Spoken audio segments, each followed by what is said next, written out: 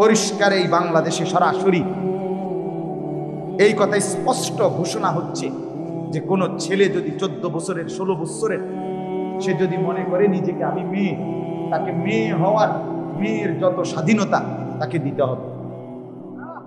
কোন মেয়ে যদি বলে আমার শরীরের অঙ্গ সব যদিও মেয়ে, আমি ছেলে, ট্রান্সজেন্ডার সারা ইউরোপে বাস্তবায়ন করে ফেলছে। এখন এই এশিয়ার অঞ্চলগুলোতে এটার পিছনে কোটি কোটি টাকা ফান্ডিং করা হচ্ছে, ঢালা হচ্ছে যে এই কথা যেন ছেলে মেয়ের বিভেদ বলতে কিছু, ছেলে মেয়ে বলতে কিছু। অসংখ্য বুদ্ধিজীবীর বক্তব্য এটা যে শিশুদের মধ্যে কোনো ছেলে মেয়ে, এটা তো আগের থেকে শিশু শিশু শিশুরকে ছেলে মেয়ে আলাদা বলা এটা তার অধিকার নষ্ট। তাহলে বাংলাদেশের আইনে 18 বছরের নিচে, আন্তর্জাতিক আইনও 18 বছরের নিচে সব শিশু, এটা জানেন? কথা মিথ্যা বললাম এটা? তাহলে বোঝা গেল কি 13 বছর 14 বছর 15 বছর 12 বছরের ছেলে মেয়ে আলাদা কিছু না, এরা শিশু। যার যেখানে মন চায় থাকবে, খাইবে, শুইবে, ঘুমাবে, একই বাথরুমে টয়লেটে আসবে, যাবে, ঢুকবে, আলাদা রুম, আলাদা বাথরুম, আলাদা ব্যবস্থাপনা, এমন কিছু বলা তার অধিকার নষ্ট করে। কোথায় পৌঁছবে সমাজ? কোথায় পৌঁছবে? শুধু এক মোবাইল ধরতে পারে না, ছুঁইতে পারে না নারী, নারীর গায়ে ছুঁইতেও পারে না, নারীর গায়ে স্পর্শ করতে পারে না, শুধু মোবাইলের ভিতরে দেখেই চরিত্রের যে অবস্থা, মোবাইলটা দিয়ে যে দেখে, এটা তো ছুঁইতেও পারে না, তারও যদি বেরিয়ে আমার একটা উলঙ্গ করে দেখায় মোবাইলের ভিতরে, আমি তো বেরিয়ে ছুঁইতাম না, চাইতে যা শুধু, কিন্তু ছোঁয়াও যায় না, ধরাও যায় না। এরপরেও যদি একটা মিনিট মোবাইলটার থেকে চোখ না উঠে, সারা রাত যদি উলঙ্গ ছবি দেখে, সেখানে যদি ছেলে মেয়ের বিভাজন না থাকে, পর্দা পুশিদা যদি না থাকে, মনুষ্যত্ব যদি না থাকে, আমার সমাজ জন্তু জানোয়ার হইতে আর কয়দিন লাগবে?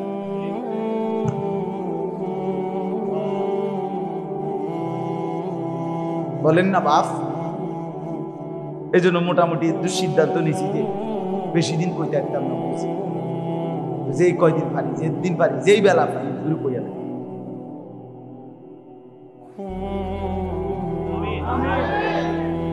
বন্ধু আমার, দোস্ত আমার, ফিরতেই হবে।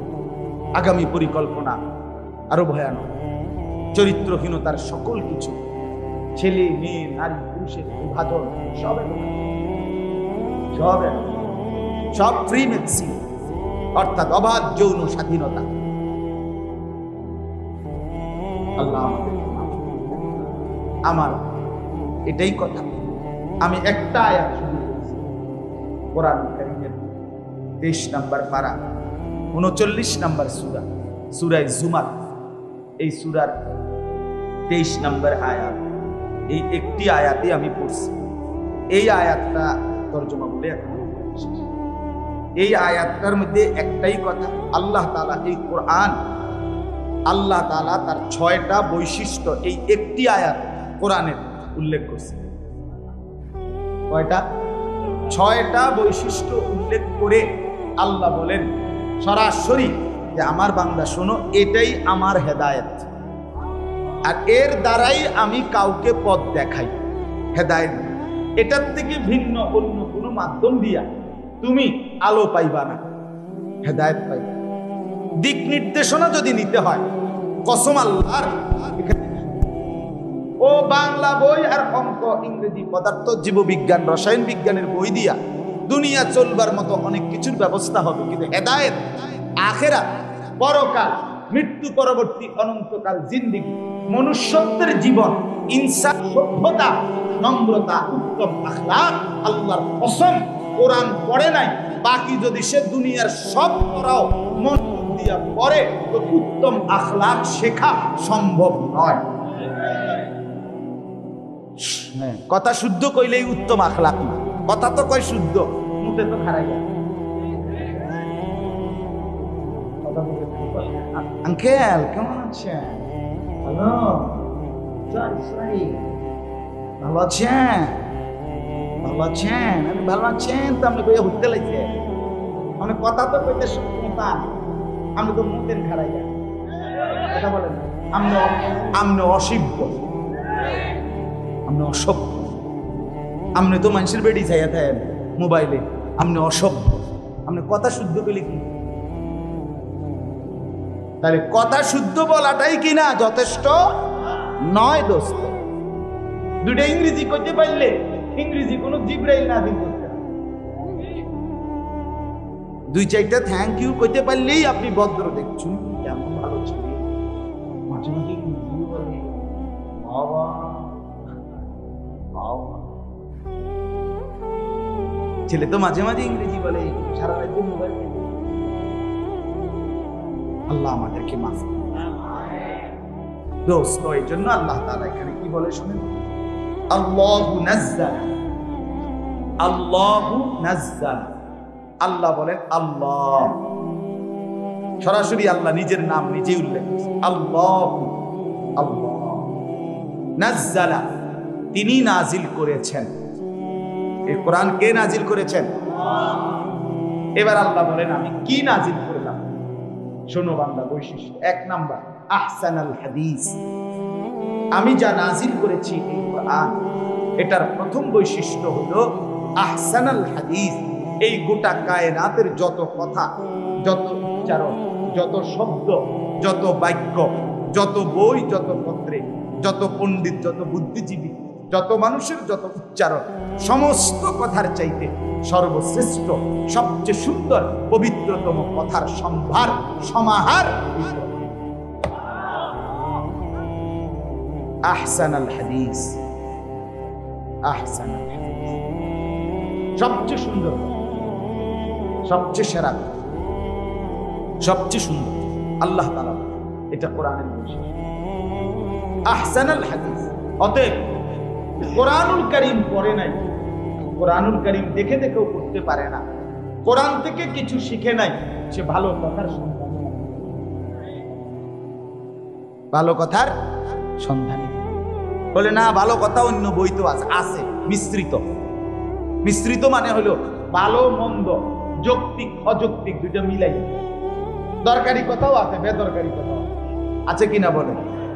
আমাদের দেশে সেই ছেলে কবে হবে, কথায় না বড় হয়ে কাজে বড় হবে, এটা সুন্দর কথা। আমি এটা দরকারি। সকালে উঠিয়া আমি মনে মনে বলি সারাদিন আমি যেন ভালো হয়ে চলি, আমিও বলি এটা দরকারি। কিন্তু হাট্টিমাটিম টিম, তারা মাঠে পারে ডিম, তাদের খাড়া দুটো শিং, তারা হাট্টিমাটিম টিম। এই টিম টিম এটা ফালতু কথা বলেন। পৃথিবীতে একমাত্র প্রাণী এটাই হাট্টিমাটিম, যেটা শিং অবস্থায় ডিম পারে। আর নাহলে এমনি কোন প্রাণী শিংওয়ালা ডিম পারে। এই জন্য হাট্টিমাটিম এক পিস, এইটাই হয়। এবং 18,000 মাখলুকাত, অথবা যদি বাবুরে না আরো 2,000 বাড়াইও, বুঝেন না কথা। 18 দুগুণে যদি 36,000 মাখলুকাত হয়, তো 36,000 মাখলুকাতের মধ্যে হাট্টিমাটিম বলতে কি আশ্চর্য জিনিস আবিষ্কার করছে উনি, যেটা গোটা কায়নাতে নাই। তাহলে দরকারি বেদরকারি কথা আছে কিনা বলেন না কেন? সবখানে আছে। বিজ্ঞানের অসংখ্য থিওরি যৌক্তিক, বিজ্ঞানের অসংখ্য থিওরি অযৌক্তিক, বিজ্ঞানের অসংখ্য কথা, ম্যালথাসের থিওরি ফালতু থিওরি। এই যে জন্ম নিয়ন্ত্রণ, জনসংখ্যা নিয়ন্ত্রণ, পপুলেশন, মানুষ বাড়লে আপনার মানুষের বসবাসের জায়গা হবে না, এই জনসংখ্যা নিয়ন্ত্রণ করা উচিত। এটা পৃথিবীর আর কোথাও আরে ইউরোপের, আমি এই নিজ কানে শুনছি, ইউরোপের অসংখ্য দেশ এখন জনসংখ্যা বাড়ানোর জন্য টাকা দিচ্ছে। আল্লাহর কসম, আপনি জিজ্ঞাসা করেন দোস্ত আমার কানাডা হাইকে আইতে যাই বাবা, কানাডার বড় মসজিদ কত হাজার, 41,000 স্কয়ার ফিট মসজিদের খতিব টরন্টো, কানাডা। টাকা দিচ্ছে, টাকা। এই সেদিনও এক লোক আসছে আমার কাছে, আমি নিজ চোখে দেখতেছি, তারা অভিবাসী নিয়ে পেরেশানিতে। ইউরোপের সবচেয়ে বড় সমস্যার মধ্যে একটা সমস্যা হলো ইউরোপের দেশগুলোতে মূল জনসংখ্যার চাইতে আলগা মানুষ ভিনদেশী লোক বেশি। কথা বুঝেন নাই আপনি? অভিবাসী বলে করে না বেশি। তারা টাকা দিচ্ছে, এখন টাকা আটফাও ধরে কয় যে আরো দুটো বাচ্চা ফুটাবো। হ্যাঁ, জনসংখ্যা সমস্যা না। জনসংখ্যা নিয়ে যারা সমস্যা মনে করছে তারা এখন মুসিবতে, তারা বিপদে পড়ছে। তুমি খবর নাও ভাইয়া, ইউরোপে তাইলে পপুলেশন কোনো সমস্যা না। তাহলে ম্যালথাসের থিওরি ভুল থিওরি, ভুল থিওরি। ডারউইনের থিওরি ভুল থিওরি। বিবর্তনবাদ এটা সম্পূর্ণ গাঁজাখুরি, অবাস্তব, অযৌক্তিক, অবান্তর থিওরি। এই যে মানুষের যে ক্রমবর্তন, বান্দর ছিল, ব্যাং ছিল, এখান থেকে ভাঙতে ভাঙতে ভাঙতে ভাঙতে মানুষ হয়ে গেছে। কথা বুঝছে না? ইনি পাগলে কি কয়, ছাগলে কি কয়। আমার তো মনে আমরা দেশের ছাগলও এত ফালতু জিনিস খায় না। তো এই জন্য বললাম দুনিয়ার বাকি সবখানে যৌক্তিক, অযৌক্তিক, প্রয়োজনীয়, অপ্রয়োজনীয়, ভালো মন্দের মিশেল কথা আছে। কিন্তু আল্লাহ বলেন এটা কোরআন আহসানাল হাদিস, এর সব কথা সুন্দর, সব কথা সেরা, সব কথা বাস্তব, সব কথা যৌক্তিক। এখান থেকে বঞ্চিত তুমি সবকিছু থেকে বঞ্চিত। আলোই পাও দোস্ত, আলোই তেমন কিছুই পড়ো। আমি পড়ছি দোস্ত, এই বাংলা, অঙ্ক, ইংরেজি আমি পড়ছি। হাওয়া হাওয়া দোস্ত। কুমিল্লা ভিক্টোরিয়া কলেজ থেকে মাস্টার্স পাস, সরকারি মাদ্রাসা থেকে টাইটেল পাস করছি, কওমি মাদ্রাসা থেকে দাওরা পাস করছি। সারা বাংলাদেশের ইতিহাসে সেরা নাম্বার পাইয়া 1 নাম্বার তুই আইছি। ওই অহংকারের জন্য বলছি না, আমি বুঝাইছি যে কিতা আছে আমি জানি। আমার হিগাল লাগতো না। আমার কোরআনের আলহামদুলিল্লাহ সামনে 18 বছরের ওই পড়ালেখার তারেও আলহামদুলিল্লাহর সামনে আইসা দাঁড়াইতে পারবে না। আমাদের মাদ্রাসাগুলো যে নুরানির বাচ্চা যেই পড়ে 2 বছরে, আল্লাহর কসম এই 2 বছরের পড়ার সামনে গোটা পৃথিবীর সব বই এটার সামনে মোকাবেলা করার ক্ষমতা রাখে না। দৈন্তান নাই তার না। চলো চ্যালেঞ্জ করি, নাই তো চ্যালেঞ্জ করি। তুমি 12 বছর কইরা কোনো খারাইয়া মুতো, আর আমার 6 বছরের বাচ্চা বইয়ে, আমার 6 বছরের নুরানির বাচ্চা আমাদের মাদ্রাসাগুলোতে আপনারা এসে দেখে যাইয়েন, এখানে ফজরের নামাজ জামাতে পড়ে। আর তুমি 20 বছরের দামরা, তুমি মুদ্দা পানি লও না, তুমি কোনোদিন ফজরের নামাজ পড়ো না। হ্যাঁ, কি শিখলো? কে শিখাইলো তোমারে? কি শিখাইলো? আল্লাহ বলেন আহসানাল হাদিস। আমার সময় শেষ। 2 নাম্বার কিতাবান, দ্বিতীয় বৈশিষ্ট্য হলো এটা কিতাব।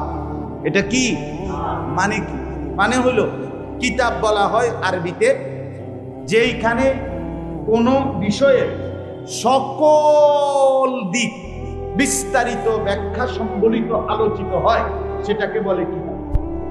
একজন মানুষের জন্ম থেকে মৃত্যু, মৃত্যু থেকে কবর, কবর থেকে হাসর, হাসর থেকে মিজান, মিজান থেকে ফুলসেরাত, ফুলসেরাত থেকে জান্নাত।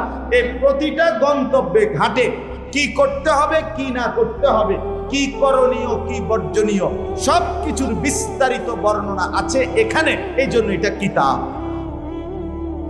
3 নাম্বার মুতাশাবিহান, এটা এমন কিতাব যে কিতাবের প্রথম কথা শেষের কথা, প্রথম শব্দ শেষের শব্দ, প্রথম বক্তব্য শেষের বক্তব্য, প্রত্যেকটা একটা আরেকটার সাথে সামঞ্জস্য। কথার মধ্যে কোনো কিনা লটফট আউলা জাউলা কোনো আলতু ফালতু কথা না। কিরে বেটা তুই দি গত রবিবারে কইলি এ কথা, চা দোকানে খারাই যে এক লোকে চা খাইতেছিলাম, তুই দি এটা কইলি, অন দিয়ে আবার আরেকটা কথা। হেতে কি কয়, দেখু চা দোকানের কথা নি মানুষে ধরে বেটা, কত কথা কত সময় মানুষে কয় বেটা, সব ধরে কুলাইতে পারবি?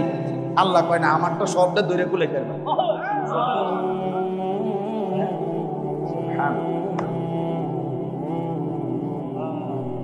আমারটা সবটা দৈরে খুলাইতে পারবে, আমাদের আউজাহুল কোনো কথা নাই। আমি 23 বছর আমি আল্লাহ কোরআন নাজিল করছি, প্রথম বছরের বক্তব্য আর 23 বছরের বক্তব্য করা সামঞ্জস্য। মুতাশাবিহান, আরো কোনো ব্যাখ্যা বইলে রাই রাই এমনি শুধু অল্প একটু বলে আমার তর্জমা মাথানিয়া। 4 নাম্বার আল্লাহ তাআলা বলেন আমার এই কোরআনের বৈশিষ্ট্য হলো মাথানিয়া। মাথানিয়া অর্থ হইল যেদিন থেকে আমি নাজিল শুরু করলাম আর আজকের এই মুহূর্ত পর্যন্ত তুমি বান্দা কল্পনা করে দেখো, এটাই একমাত্র কিতাব যেটা সারা পৃথিবীর রন্ধ্রে রন্ধ্রে কোনায় কোনায় আনাচে কানাচে গলিতে গলিতে অলিতে অলিতে কোটি কোটি কোটি জবানে লক্ষ লক্ষ কোটি কোটি বার বারংবার বারংবার বারংবার তেলাওয়াত হচ্ছে, পড়া হচ্ছে, এমন অমূল্য একটাই, সেটা কোরআন। এক হাফেজ কোরআন।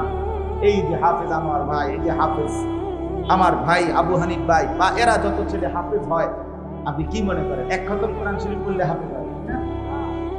এই নিয়ম এই রঙিনী দোয়ান ভাই গেছে, ওটা কি মনে করছে? বলে একটা আয়াতের জন্য তাকে কত